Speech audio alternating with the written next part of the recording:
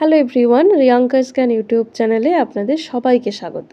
মে মাস চলে এলো, আজ মে মাসের 1 তারিখ এবং আন্তর্জাতিক শ্রমিক দিবস। তো এই মহান মে দিবসে সকল শ্রমজীবী মানুষকে জানাই আমার গভীর শ্রদ্ধা এবং আন্তরিক শুভেচ্ছা।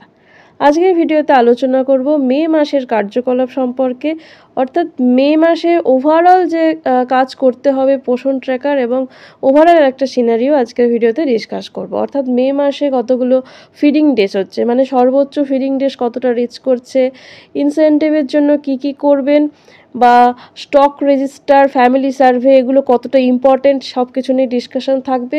আর থাকবে সিবি রিলেটেড, অর্থাৎ ইসিসি বা সুপুষ্টি অন্নপ্রাশন দিবস, এগুলো কবে পড়ছে, মানে কত তারিখে পড়ছে, সিবিতে মানে পোষণ ট্র্যাকারে সিবিতে এই ইভেন্টগুলো কবে তুলবেন, এই সব কিছু নিয়েই একটা ওভারঅল ডিসকাশন থাকবে। মে মাসে কি করতে হবে সব কিছু নিয়ে একটা ডিসকাশন থাকবে, তাই ভিডিওটি স্কিপ করবেন না, শেষ পর্যন্ত দেখুন। আর কোনো কনফিউশন অ্যারাইজ করলে অবশ্যই আমাকে কমেন্ট সেকশনে বলবেন। তো চলুন তাহলে শুরু করা যাক। তো প্রথমে যেটা নিয়ে আলোচনা করব সেটা হচ্ছে মে মাসে সর্বোচ্চ ফিডিং ডেজ কতদিন হচ্ছে। তো মে মাসে সর্বোচ্চ ফিডিং ডেজ ক্যালকুলেশন করার আগে আমাদের জানতে হবে যে মে মাসে কতগুলো হলিডে থাকছে, মানে এডব্লিউসি কতদিন ক্লোজ থাকছে, সেটা প্রথমে আমাদের জানতে হবে। আমরা জানি মে মাস 31 দিনের মাস। তো প্রথমে ক্যালেন্ডারটা দেখে নেব। এখন স্ক্রিনে আপনারা এডব্লিউসি যে হলিডে ক্যালেন্ডার সেটা দেখতে পাচ্ছেন। তো এখানে দেখতে পাচ্ছি যে মে মাসে অ্যাজ কোনো হলিডে নেই, সেজন্য মে মাসের প্রত্যেকটা ওয়ার্কিং ডেতেই এডব্লিউসি ওপেন থাকবে। তো এবার দেখব রবিবার কতগুলো আছে। মে মাসে রবিবার হচ্ছে 4টি। তো মে মাসে টোটাল দিন সংখ্যা হচ্ছে 31 দিন, তার মধ্যে 4টি রবিবার, অর্থাৎ 4 দিন এডব্লিউসি ক্লোজ থাকবে। আর হলিডে যেহেতু নেই, তো ম্যাক্সিমাম ফিডিং ডেজ রিচ করবে 31 থেকে 4 মাইনাস করলে 27 দিন। তো 27 দিন হচ্ছে সর্বোচ্চ ফিডিং। এবার কোনো বেনিফিশিয়ারি যদি মাঝের কোনো দিন অ্যাবসেন্ট থাকেন, সেই অনুযায়ী তার ম্যাক্সিমাম ফিডিং ডেজটা রিচ করবে। এবার আসি পোলিং ডে নিয়ে কিছু বলি। পোলিং ডে বলতে, যেহেতু ভোট চলছে এখন, তো বিভিন্ন দফায় ভোট চলছে, অলরেডি 2 দফা ভোট অতিক্রান্ত হয়েছে। তো এক্ষেত্রে কি হবে, মে মাসে বেশ কয়েকটি ভোটের ডে আছে, মানে পোলিং ডে রয়েছে।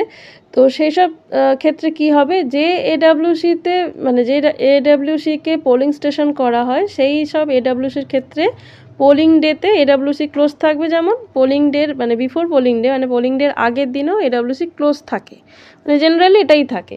তো সেক্ষেত্রে 2 দিন মানে 27 দিন দেখেছি ম্যাক্সিমাম ফিডিং ডেজ। তো 27 থেকে 2 দিন কমে যাবে, হয়ে যাবে ম্যাক্সিমাম ফিডিং ডেজ 25 দিন। এটা হচ্ছে যেসব এডব্লিউসিকে পোলিং স্টেশন করা হয়। শুধু পোলিং স্টেশন না, সেক্টর অফিস বা ডিসিআরসি মানে ডিস্ট্রিবিউশন কাম রিসিভিং সেন্টার যদি করা হয়, তাহলে সেক্ষেত্রে পোলিং ডে এবং বিফোর পোলিং ডেতে এডব্লিউসি ক্লোজ থাকে।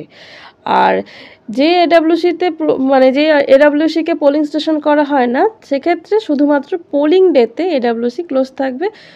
মানে যে পার্লামেন্টারি কনস্টিটিউয়েন্সির ভোট, সেই পার্লামেন্টারি কনস্টিটিউয়েন্সির যত এডব্লিউসি রয়েছে সে তার ক্ষেত্রে প্রযোজ্য। কাজেই এই মাসে সর্বোচ্চ ফিডিং ডেজ 27 দিন হলেও, যেহেতু ভোট রয়েছে, যে জায়গায় ভোট থাকছে সেই জায়গার ক্ষেত্রে সেই ফিডিং ডেজটা কমে যাচ্ছে, 27 দিনের জায়গায় 25 বা 26 দিন রিচ করছে। আশা করছি এই মাসের ফিডিং ডেজ সম্পর্কে আপনাদের একটা ক্লিয়ার আইডিয়া দিতে পেরেছি। তো এবার চলে যাব ইনসেন্টিভের জন্য যে প্যারামিটারসগুলো প্রয়োজন সেগুলো দেখতে হবে, তো সেটা নিয়ে ডিসকাস করব। ইনসেন্টিভের জন্য আমরা জানি মেন দুটি পার্ট হচ্ছে হোম ভিজিট আর গ্রোথ মনিটরিং।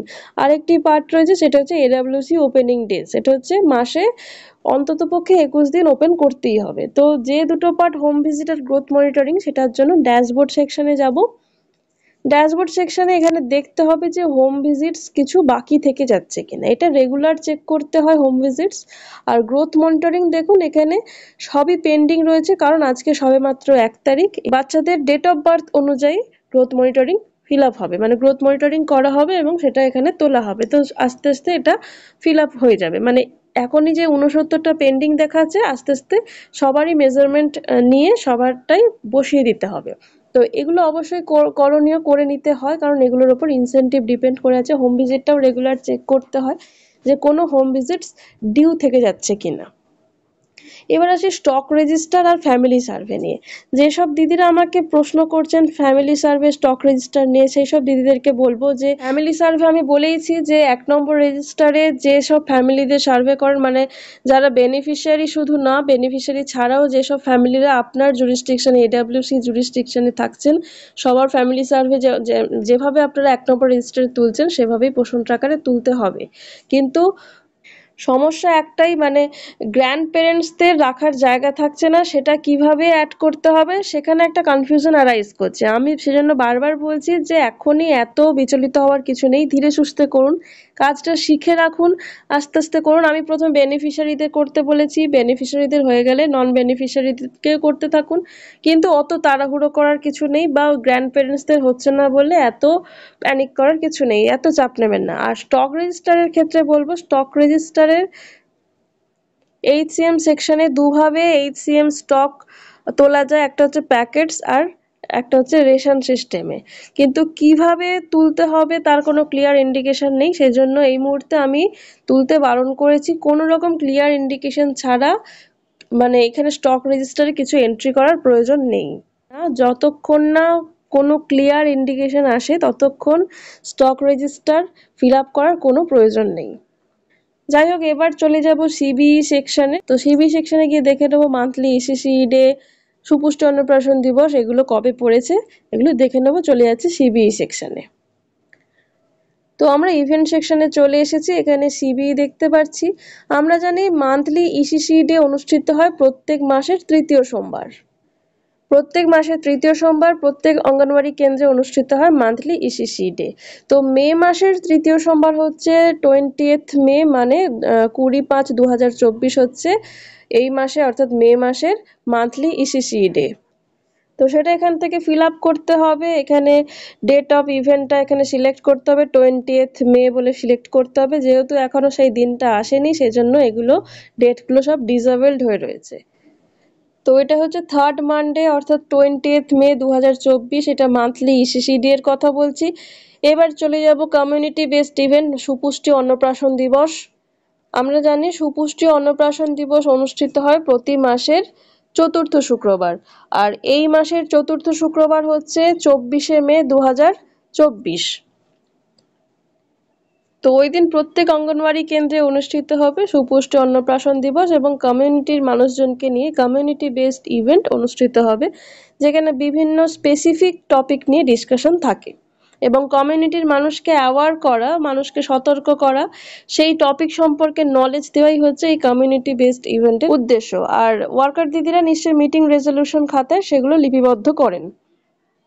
তো এবার সিবিইতে কিভাবে তুলবেন একটু দেখিয়ে দিই। সিবিই সেকশনে যেতে হবে, did you organise the CBE in this month, yes করতে হবে, আর ডেটটা এখানে সিলেক্ট করতে হবে। ডেটটা সিলেক্ট করার পর যেহেতু আজকে 1 তারিখ সবে মাত্র, সেজন্য এখানে প্রত্যেকটা ডেটই ডিসেবলড আছে।